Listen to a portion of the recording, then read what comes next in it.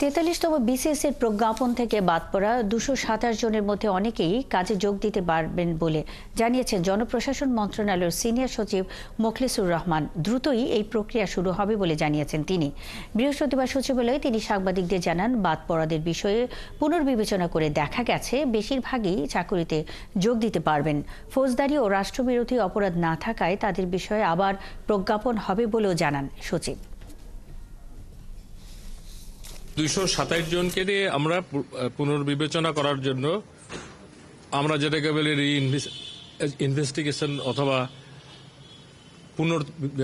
তদন্ত, এই কাজ করে আমাদের একটা পর্যায়ে আসলো। আমরা আশাবাদী এই যে ২২৭ বললাম, এর মেজরিটি, মোর দ্যান মেজরিটি আপনারা এই যেভাবে বিজ্ঞাপন জারি হয়েছে যারা নর্মাল তাদের পক্ষেও জারি হবে। এটা একটা সময়ের ব্যাপার, just it is ongoing process. এবং আমি মনে করি এদের নিয়োগ প্রাপ্তিতে শুধু একটা প্রক্রিয়ার ব্যাপার, দে উইল গেট ইট।